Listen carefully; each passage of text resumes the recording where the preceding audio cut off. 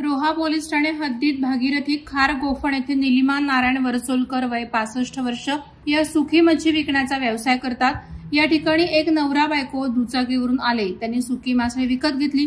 त्यांचं लक्ष मच्छी विक्रेतीच्या गळ्यात घातलेल्या सोन्याच्या माळेवर पडली।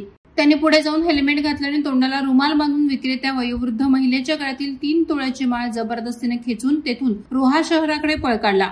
वृद्ध महिलेने आरडाओरड केल्याने तेथील नागरिकांनी लागलीच रोहा पोलीस ठाण्यात येथे माहिती दिली। पोलीस निरीक्षक मारुती पाटील यांनी घटनेचं गांभीर्य ओळखून खारी चेकपोस्ट येथे पोलीस अंमलदारांसह नाकाबंदी लावली।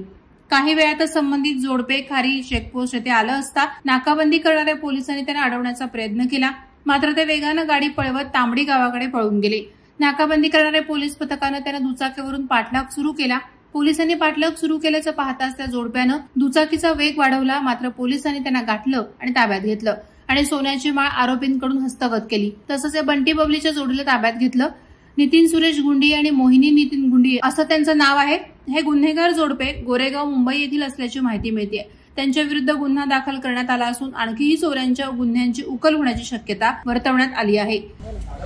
निलिमा नारायण वरसोलकर, मी गोपनवरून येत होतो भागीरथी खारला। भागीरथी खार तिथे मच्छी दिली, त्याला पण दिली। मी तो पुढे चालला आणि मग मी त्या हॉटेलवाल्याला दिली आणि ते हॉटेलवाले आतमध्ये गेले घेऊन आणि तो पुढे गेला 1 जूनच्या मच्छी घेतल्याला आणि मग मी टोपली डोक्यावर घेतली आणि पिशवी हातात चालायला लागलो।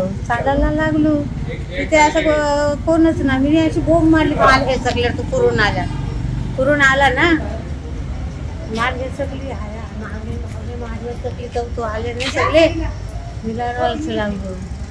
त्यांनी फोन केला पोलिसांना ना, त्या रेशनवाल्याने, तेव्हा तो पकडला। हो, सगळे आले तेव्हा गाडीवर। वादळवारा लाईव्हसाठी अक्षय जाधव, रोहा। नवी मुंबई व रायगड जिल्ह्यातील ताज्या बातम्या आणि घडामोडींसाठी सबस्क्राईब करा वादळवारा लाईव्ह चॅनल आणि दाबा बेल आयकॉन।